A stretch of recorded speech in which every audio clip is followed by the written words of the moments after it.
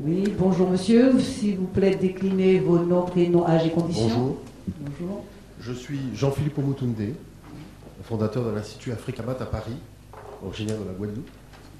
J'ai plus de 40 ans et je suis donc témoin. Bien. Il faut savoir qu'un mathématicien africain du nom de Hamès, qui a copié en 1650 un théorème donc un traité de mathématiques qu'on appelle le papyrus de Rhin, ce fameux papyrus de Rhin, qui est en fait une copie de documents beaucoup plus anciens, qui remontent pratiquement au 3e millénaire avant l'ère chrétienne. Et Hamès nous a donné la seule définition des mathématiques qu'on trouve dans l'Antiquité. Et que dit Hamès? Il dit ceci: méthode correcte d'investigation dans la nature pour connaître tout ce qui existe, chaque mystère, tous les secrets, par le scribe Hamès qui a copié cette copie.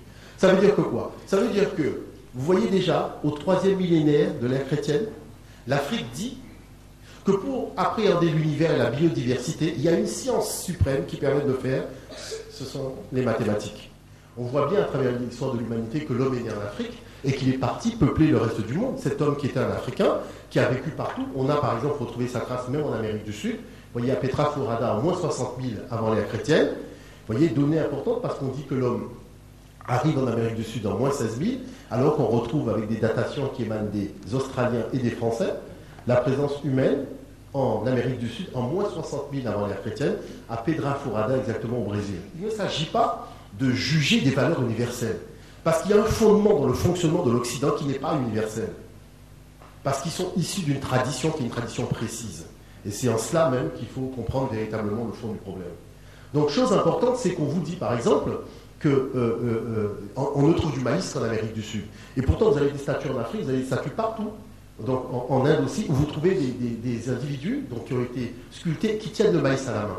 C'est quand même pas par chronopost qu'ils se sont fait livrer le maïs. C'est bien parce que les gens avaient l'habitude d'aller en Amérique du Sud. Or, vous prenez n'importe quel ouvrage d'histoire fait par l'Occident, on vous dit que les gens n'ont jamais été en Amérique du Sud. C'est-à-dire, il y a eu les Indiens qui sont arrivés en moins 16 000 et Christophe Colomb après. Or, vous avez tout ça qui montre bien que le discours historiographique est faux. Il est fondamentalement faux. La question maintenant qui convient de se poser, c'est quelle est la raison pour laquelle on fausse le discours historiographique, c'est-à-dire dans quel but, si ce n'est que pour soutenir le colonialisme. Voilà le fond du problème.